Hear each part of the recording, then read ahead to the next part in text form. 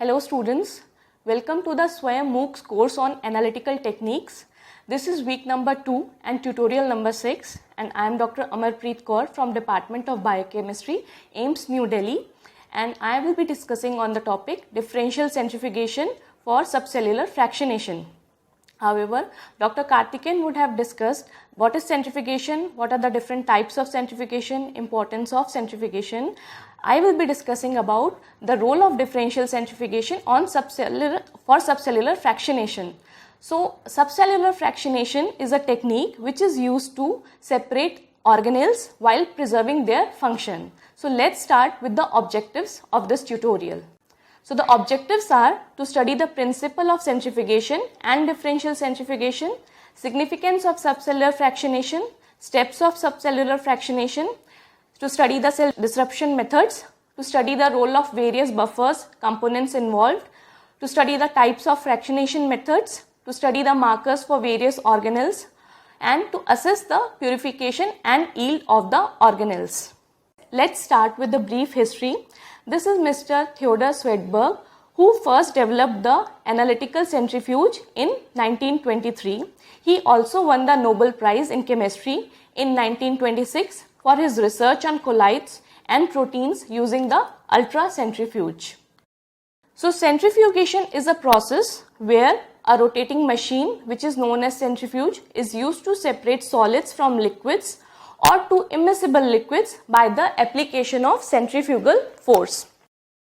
We already discussed that centrifuge is a device which is used for separating particles from a solution, and this is based on their size, shape, density, viscosity of the medium and rotor speed with the help of centrifugal force. So, the image is of a microcentrifuge tube in which samples are placed. So, the tubes are of different sizes depending on the rotors. This image is of microcentrifuge tube. So, the particles in the sample are suspended in the liquid media, and after centrifugation, the particles accumulate at the bottom of the tube, which is called as pellet, and the liquid portion above the pellet is known as supernatant. Let's start with how centrifuge works. So, this is the first picture, shows you that the particles are suspended in the liquid medium, and when you centrifuge these particles, so first the particles whose size is highest or are of higher density will sediment first, and once they are sedimented and forms the pellet, you will separate them from the remaining supernatant, and then the remaining supernatant is again centrifuged at a higher speed, and then once the pellet is separated, the remaining supernatant, which will contain the particles, is again spun, and then they are centrifuged at a higher speed, and then the particles will again form a pellet, and we can separate this pellet from the supernatant. So, types of centrifugation is already discussed by Dr. Karthikeyan. Basically, there are two types, preparative and analytical. The basic difference between preparative and analytical centrifuge is that in preparative, usually it is used for the separation of organelles or molecules, and analytical centrifugation is basically used for analysis purpose, that is determination of either molecular weight or sedimentation coefficient. So, preparative centrifugation is of basically two types, differential centrifugation and density gradient centrifugation. Density gradient centrifugation is again of two types, that is rate zonal and isopycnic centrifugation. So, the difference between preparative and analytical centrifugation is that the main difference is that preparative centrifugation is used to separate organelles and molecules, whereas analytical centrifugation is used to determine sedimentation coefficient and molecular weight of molecules. Preparative centrifugation can handle large liquid volumes, whereas analytical centrifugation can handle only small size samples, not more than 1 milliliter. So, in preparative centrifugation, no optical readout is required, whereas in analytical centrifugation, as analysis is necessary, a built-in optical system is there which will determine the size, molecular weight and sedimentation coefficient of the particles. In preparative centrifugation, less pure samples can be used, whereas in analytical centrifugation, only pure samples can be used. In differential centrifugation is based on the size and density of the particles, whereby larger and denser organelles sediment at lower centrifugal forces, and it is used for sedimenting, simple pelleting, for separation of subcellular organelles and molecules. Let's see how differential centrifugation works. Here also the image shows a tube where all the particles are suspended in a liquid medium, and first we will spin the cell lysate for certain time and speed, and we will find that highest size particles will sediment first, and we will separate this pellet from the remaining supernatant and again spin the supernatant at a higher speed, and next higher size particle will form the pellet and we can separate them from supernatant. Centrifugation is based on various factors. The most important factor is the centrifugal field. Centrifugal field is omega square into r, where omega is your angular velocity and the units are given in radian per second, and r is the radial distance of the particle from the axis of rotation.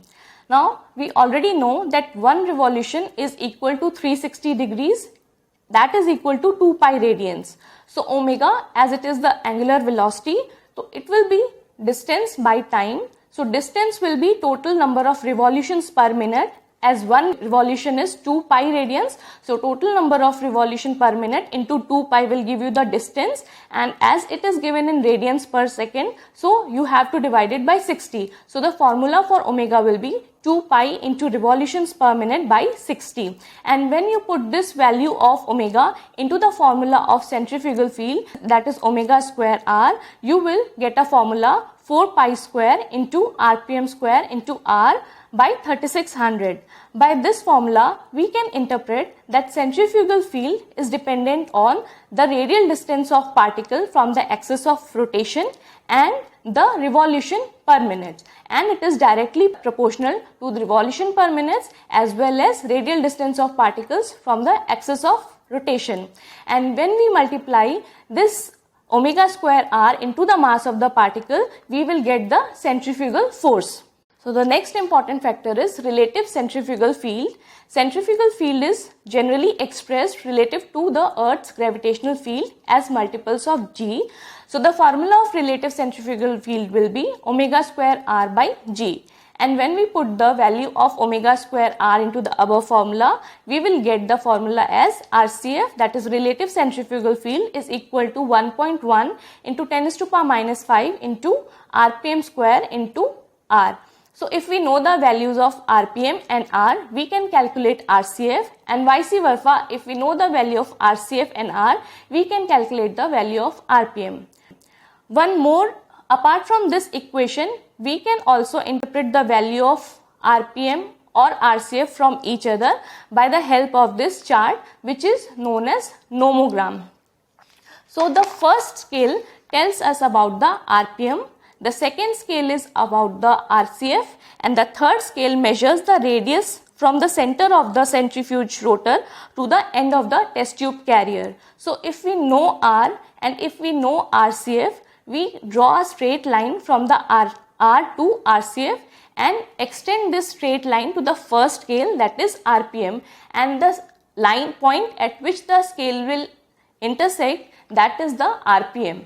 So this nomogram can be used only if the RPM is less than 10,000. If the RPM is more than 10,000, then it is always advisable to use the previous equation, from where we can calculate the value of RPM from RCF and vice versa. Let's see the forces affecting the particles during centrifugation. First is centrifugal force, which we have already discussed. Second is buoyant force, which the particles displace the liquid media into which they sediment, and the third is frictional force, which is the force generated by the particles as they migrate through the solution. So particles move away from the axis of rotation in a centrifugal field only when the centrifugal field exceeds the contracting buoyant and frictional forces, resulting in sedimentation of a particle at a constant rate. Now let's see the velocity of sedimentation of a particle. Formula for velocity of sedimentation of a particle is V is equals to d square rho p minus rho l into centrifugal field divided by 18 mu, where V is equals to velocity of sedimentation, rho p is equals to density of the particle, Cf is equals to centrifugal field, d is equals to diameter of particle, rho l is the density of medium, and mu is the viscosity of medium. So from this formula, we can interpret that when rho p is more than rho L, that is when the density of the particle is more than the density of liquid, V is positive, particle will go down. And when the density of the particle is equal to the density of the liquid, V will be 0 and the particle will remain static at the surface of the tube. And when the density of the particle is less than the density of liquid, it means that the V is negative. So the particle will remain at the surface and it will float at the surface. So for differential centrifugation, density of the liquid should be uniform. Density of the liquid should always be lesser than the density of the particles, and viscosity of the liquid should always be low for the particle to sediment at the bottom of the tube. After this, the rate of particle sedimentation depends mainly on its size and applied G-force as visible from this formula, where density of the liquid should be uniform, density of the liquid should be less than the density of the particles, and viscosity of the liquid should be low. So now coming to interpretation of Swedberg unit, but before that let's discuss what is sedimentation coefficient. Sedimentation coefficient of a particle is used to characterize its behavior in sedimentation process. It is defined as the ratio of a particle's velocity to the acceleration that is applied to it. A particle's mass, density and shape will determine its S value. Therefore, bigger particles tends to sediment faster and so have higher Swedberg values. So the unit of sedimentation coefficient is Swedberg unit, and 1 Swedberg unit is equal to 10 to the power minus 13 seconds. If we consider a 30S ribosome and the applied centrifugal field is approximately equal to Earth's gravitational field, then the velocity of sedimentation of the ribosome will be 30 into 10 to the power minus 13 into 10, that is 3 into 10 to the power minus 11 meter per second, or roughly a millimeter per year. It means that if you allow the ribosome to sediment by its own without applying any extra force, it will move very slowly and it will take, the velocity will be roughly a millimeter per year. So now let's consider this example. Now we increase the G force. So we assume that the RCF is 1000 G. So how long will it take a pellet down into a 10 centimeter tube for nucleus and mitochondria? So we'll again use the same equation, that is V is equals to S into CF. So here we have increased the centrifugal field to up to 1000 times. So we will see velocity is increased to 10 to the power minus 3 meter per second, and the time has also decreased to 100 seconds. And if we same equation, if we see for mitochondria, we will find that the velocity is again increased to 10 to the power minus second meter per second, and the time is decreased to 10 to the power 5 second, that is approximately 28 hours as compared to many years. So this is the importance of RCF for sedimentation of particles. This is the image showing density and sedimentation coefficient of particles. If we see the whole cells have highest sedimentation coefficient, followed by nuclei, followed by peroxisome, lysosome, mitochondria, and so on. This is the image showing density and sedimentation coefficient of particles. If we see the whole cells have highest sedimentation coefficient, followed by nuclei, followed by peroxisome, lysosome, mitochondria, and so on. With this background, let's come to subcellular fractionation, which is the process used to separate cellular components while preserving individual function of each component. Let's see the significance of subcellular fractionation. It is very important to demonstrate the cellular location of various biochemical processes to provide an enriched source of a protein for further purification. Compared to highly complex proteome of whole cells or tissues, the protein composition of organelles and cellular structure is of reduced complexity. This thus allows the investigator to frame specific biological and functional questions in context of the organelle. In organelle proteomics, organelles or cellular compartments that are enriched by subcellular fractionation procedures are usually analyzed with proteomics tools for a more comprehensive identification of their resident proteins. Let's begin with steps of subcellular fractionation. So the first step is cell disruption.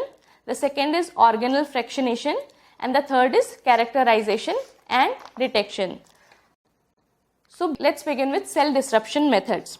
First, the cells or tissues are suspended in a solution of appropriate pH and salt content. Usually, isotonic sucrose is used. Then the suspended cells are disrupted to release the organelles. Cell disruption procedure is also known as homogenization methods. So the main homogenization methods are mechanical and non-mechanical. Mechanical methods, we have many methods. The important ones are discussed here, that is bead beating, mechanical homogenization and sonication, and the non-mechanical methods are detergents and enzymes. Let's start with mechanical methods. The first is bead beating.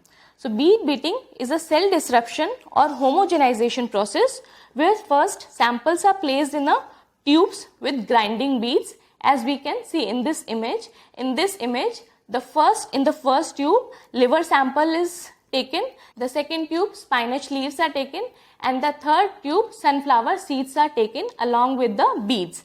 And the beads are made up of quartz or metal, and then they are subjected to high energy mixing, which leads to cell disruption by agitation, friction, collision and grinding. Therefore, the cells are damaged by direct impact with the beads at higher speed. Next is mechanical homogenization. Here, a homogenizer is used, as we can see in the image. This homogenizer is nothing but a high-speed blender which uses two cylinders, and the cylinders are separated by a narrow gap.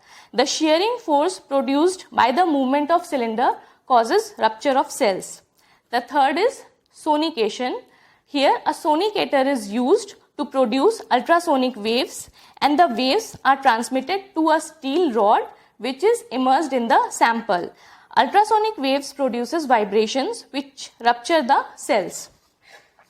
Now comes to the non-mechanical methods. The first is detergents. The detergents helps to solubilize membrane proteins and lipids by disrupting the interface between hydrophobic and hydrophilic regions of the plasma membrane, thereby causing the cells to lyse and release its contents. Commonly used detergents are Triton and SDS, that is sodium dodecyl sulfate. Enzymes are basically used when your sample is basically bacteria, because bacteria have cell wall which are not easily digested. So you need enzymes to digest the cell wall of the bacteria. So for different stains you use different enzymes. For example, lysozyme is commonly used enzyme to digest cell wall of gram-positive bacteria. After cell disruption method, we will see the role of various buffer components involved. So it is very important that a standard isotonic buffer should be used for homogenization of animal tissue, which should be of moderate ionic strength and neutral pH. So it is preferred that 0.25 molar sucrose solution, which is buffered with low concentration of an organic buffer, trypsin, at a pH between 7 and 8 are used. Often 1 millimolar EDTA is included to reduce aggregation. The precise composition of homogenization medium will depend on the aim of the experiment.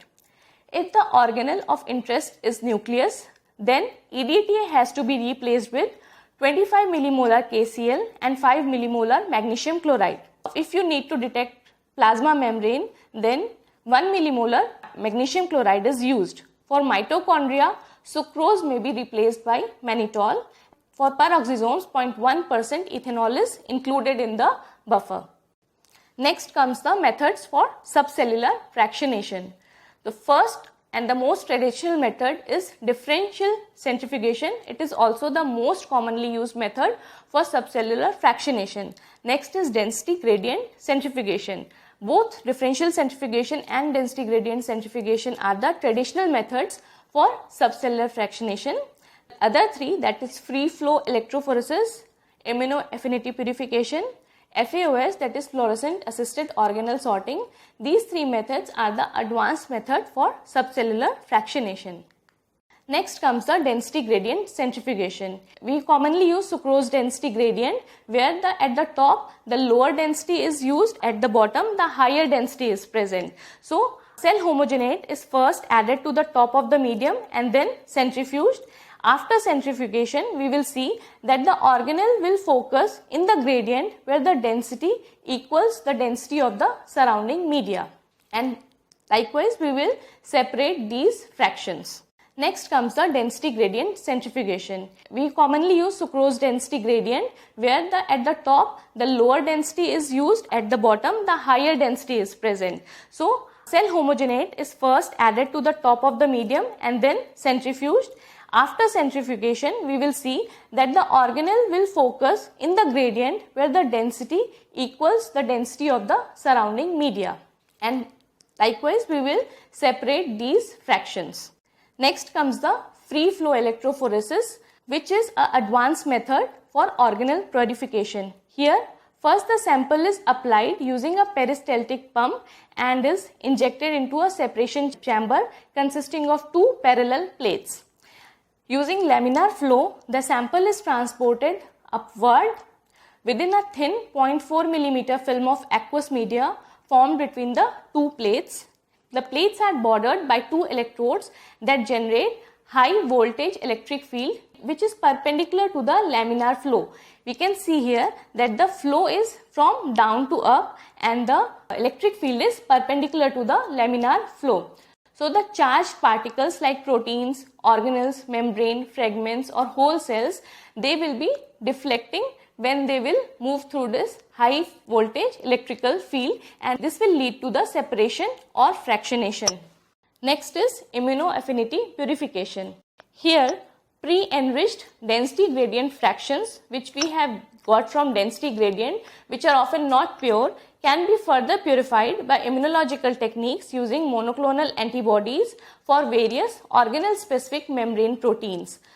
All cells contains a dozens of more different types of small membrane limited vesicles about same size, that is 50 to 100 nanometer in diameter and density. So it is very difficult to separate these vesicles, different types of vesicles from each other either by differential or density gradient centrifugation. So immunoaffinity purification is a very useful technique to separate these vesicles where we can use different antibodies for different cell surface antigens present on these vesicles, and this will lead to the effective separation.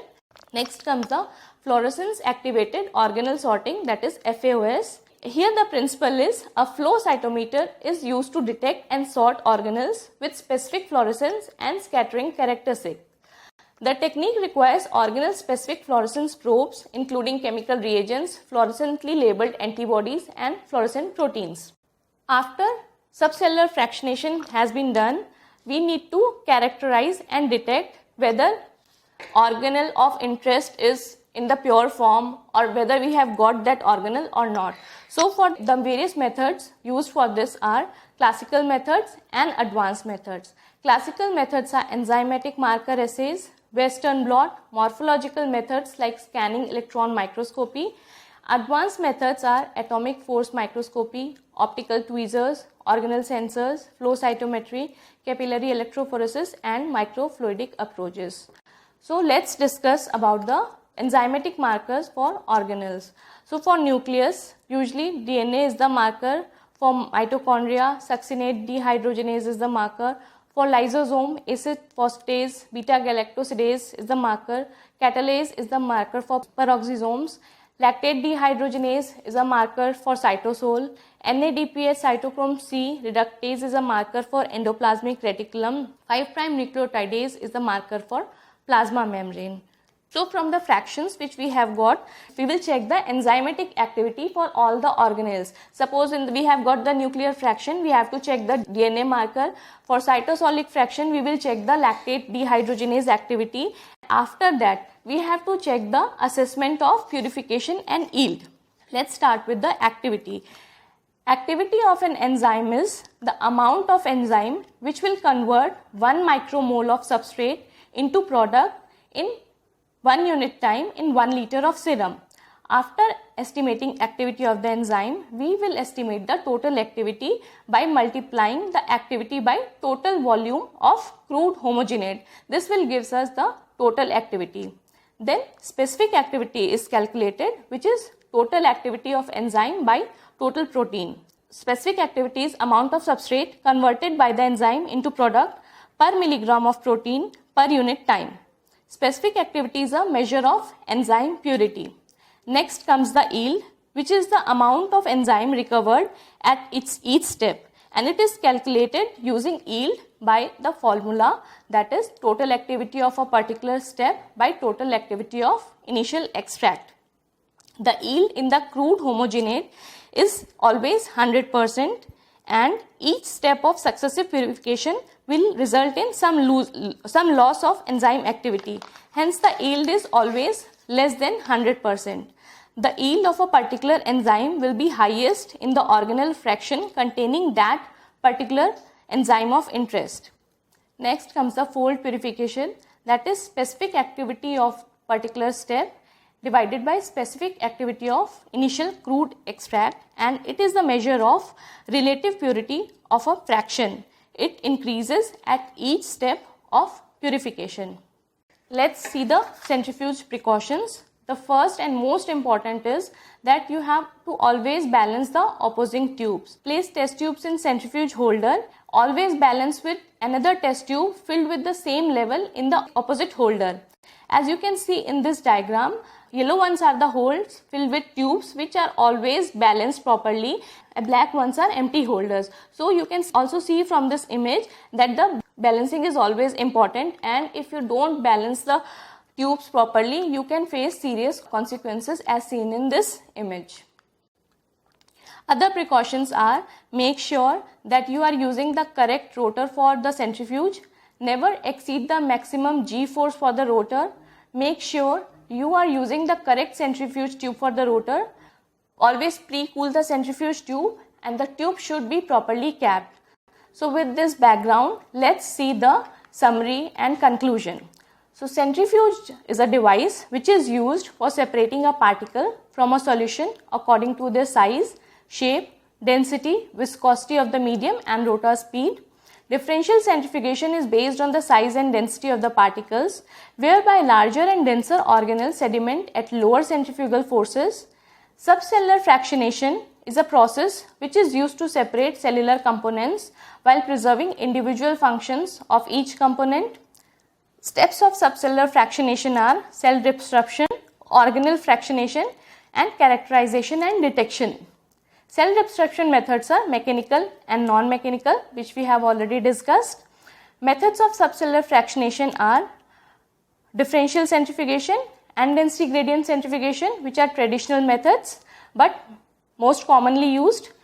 Apart from this, advanced methods are free flow electrophoresis, immunoaffinity purification, and fluorescent assisted organelle sorting. After you have done the